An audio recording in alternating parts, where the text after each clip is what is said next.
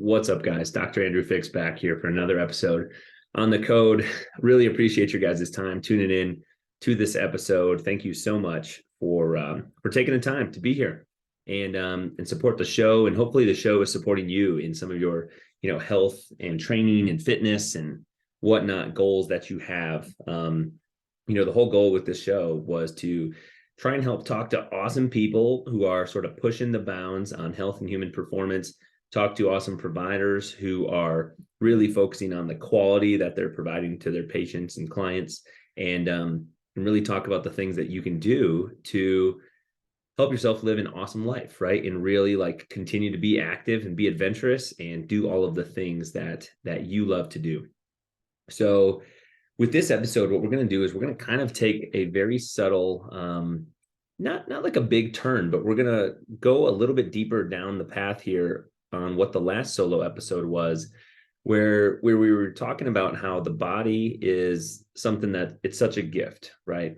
And with that gift comes a lot of responsibility. Like, we only get one of these. When you deal with injuries, you have to address them. When you have health issues, you have to address them. It's much easier. It takes work on the front end, but it's much easier to hopefully try to avoid those things altogether, right? Not all injuries are avoidable, but a lot of the other health issues that we deal with, nutrition and lifestyle and stress driven, they kind of are. A lot of the things in our lifestyle we can modify to improve the life that we live, to avoid things like high blood pressure and heart disease and other things. Obesity is obviously a big problem. And so as you can tell by the title of this episode, we're going to talk about adapting. So adapt and overcome and modifying your activities and your training based off of injuries that you have.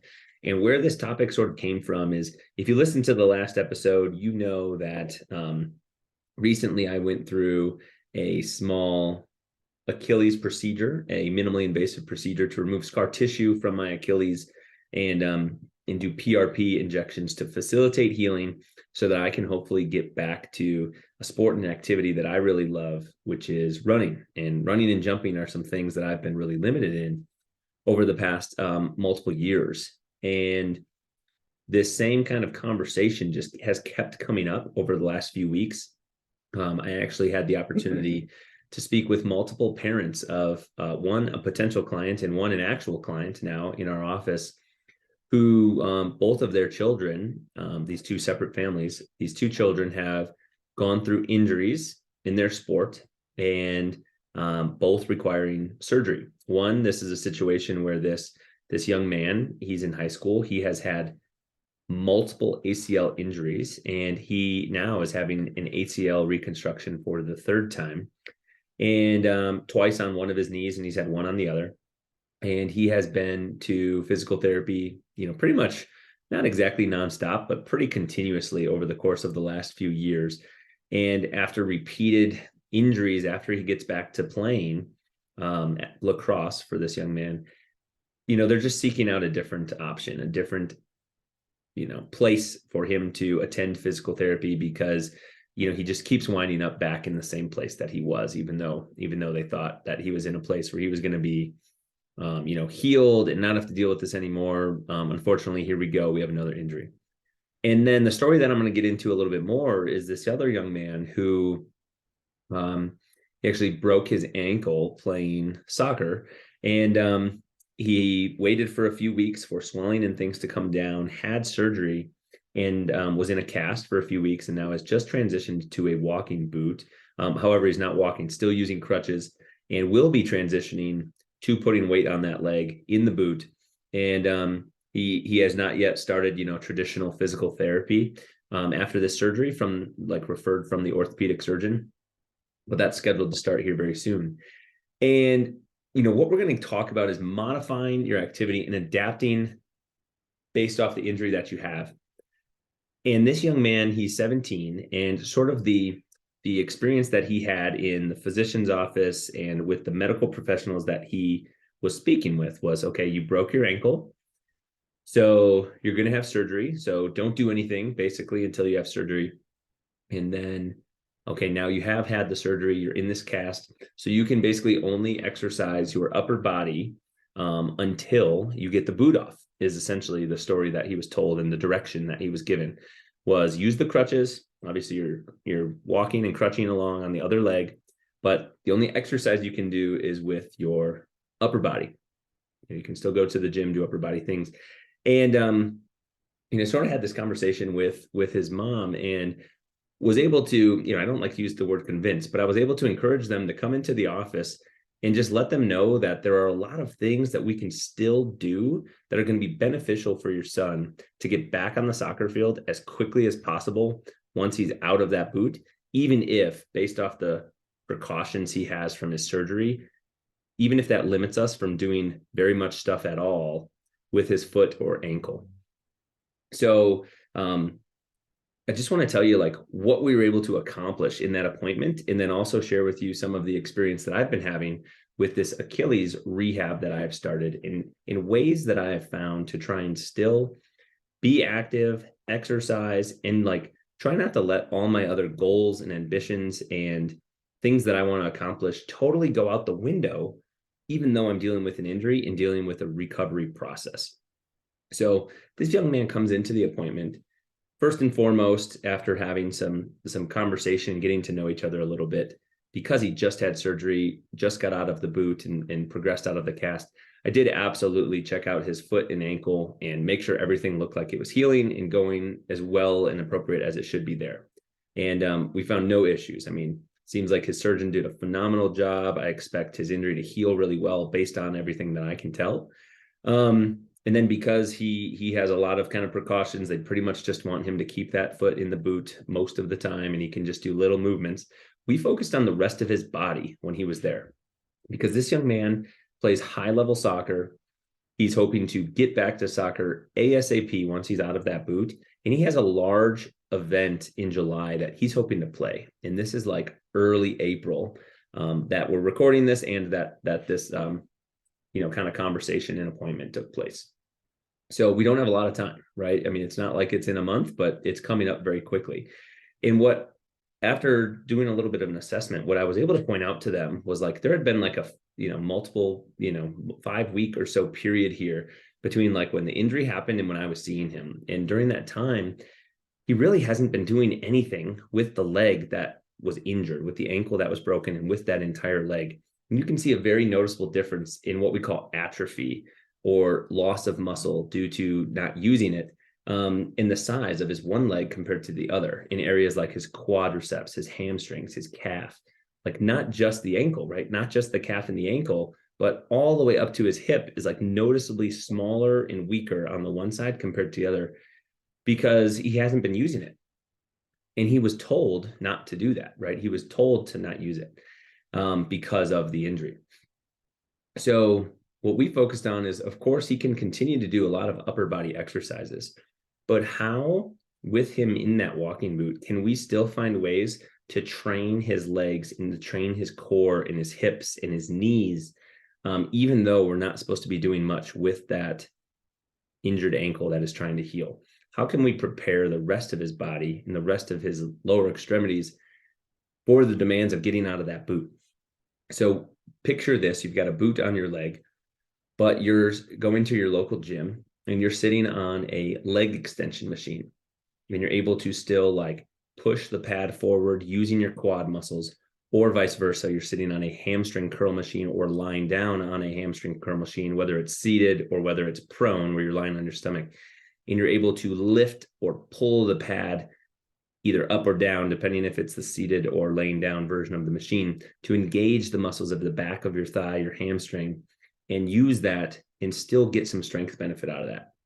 Imagine you're sitting on a machine or using a band of some sort or a ball in between your knees, and you're either pushing outward against the machine or against that band to engage the muscles on the outside of your hip, or squeezing inward against the ball or pushing the pads of a machine together for like a hip, what we call abduction or adduction, meaning pushing out or pushing in with your legs to use the muscles of your hip. This is a young man that's in great shape. He plays high-level soccer, as I mentioned. I had him doing hanging leg raises. He was hanging from a pull-up bar, raising his knees and raising his legs up Then, of course, we went over a variety of ankle and calf in front of the shin, like front of the leg strengthening exercises that he can do with bands right there in the comfort of his own home, that like they already have some exercise equipment in the home that he can use. So I showed him ways to modify all of these things, that he can use a band and hook it to his squat rack and still do a lot of strengthening for his ankle, both on the good side and the side that he is trying to rehab, right? As soon as he gets the green light to do some of these things, so that we're not waiting and we're not finding ourselves behind the 8 ball, because a lot of times we get told, wait until you are cleared for physical therapy, or wait until you're out of the boot to start doing any rehabilitation for your ankle or for your leg. And even though what I'm not telling you is like not to give that area time to heal, what I am telling you is don't forget about the rest of your body.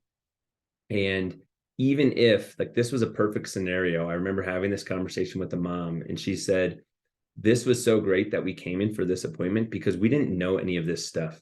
We didn't know that that my son was able to still do these things until we had this conversation, until we had this appointment. And, fortunate for the situation. And, I think fortunate for this conversation. I've been through my fair share of injuries and rehab too. And I've had to get creative with finding ways to still challenge myself, finding ways to still work my body and not lose progress on the areas that we've gained it, whether it's strength or mobility, while you are trying to let that injured and rehabbing area still heal from either the trauma of the injury or the trauma of the surgery or whatever that might be. So the things that I was encouraging this young man to do have been like very similar things to what I've been doing. When I first had this Achilles procedure, I found myself crutching to the gym, well, not crutching to the gym, driving to the gym, crutching into the gym. And instead of going to the gym that I typically spend time in, which you've heard coaches on this show from Lion's Den, Strength, Mobility, and Performance, where I typically train, which is a very functional fitness facility with a lot of free weights, a lot of kettlebells, barbells, big turf area. And like we're not typically utilizing machines very much, where you're just pin selecting the weight that you want to use, and the machine only moves in one fashion. I chose to go to a gym like that just so I could still get some training in without the hassle of having to, while I'm on crutches, pick up a weight and bring it over to a bench or load up a barbell to do squats or something like that. And I was using pressing and pulling machines, lat pull down machines, sitting down with some dumbbells, doing some lighter things from my arms, so that I wasn't trying to carry heavy dumbbells while I was hopping or crutching around before I could put weight on my leg. And then I was doing the same thing with the leg machines, hip machines, pressing out, pressing in, leg extensions. I was still doing single leg presses and single leg squats on the side that I did not have the walking boot on, that I was not supposed to weight bear for a few days. And, I think this brings up an important topic when we have an area that is injured or rehabbing. Maybe someone had a shoulder surgery or injury and they're in a sling. And a lot of times people in our office or people that I talk to on social media or email or in the community, they'll ask me questions like, well, shouldn't I not work out the other side because my arm's in a sling, and then I'm just going to create this big imbalance for when I get out of the sling? Wouldn't it be smarter to not continue to lift with my good side so that I don't have as big of a gap or an imbalance between my two arms? And from an imbalance standpoint, I guess I can understand the rationale behind that question. Maybe I would have asked the same question if I didn't have the information and knowledge that I have based on all the training. However, the fact of the matter is, if you're in a boot or you're non-weight bearing, you're in a sling for your shoulder or something like that, you are going to have significant atrophy of that area, whether it's your leg, whether it's your arm, it doesn't really matter. You're going to have noticeable and significant atrophy, especially the longer period of time that you're in that, right? If you're, say, in a sling for a month or 6 weeks, or you're in a boot for 4 weeks, like this young man is going to be, you're going to have significant loss of muscle mass in that area. One of the things that we can see as a benefit to continuing to train the other side, because ultimately everything in our body connects from a neurological standpoint, everything that meets in the spinal cord and up in the brain, by continuing to train the side that's not injured, you actually see in studies reduction in the amount of atrophy that people go through. So it would behoove you to continue to train that side so that you don't lose as much muscle mass on the side that you're rehabbing and that has been injured.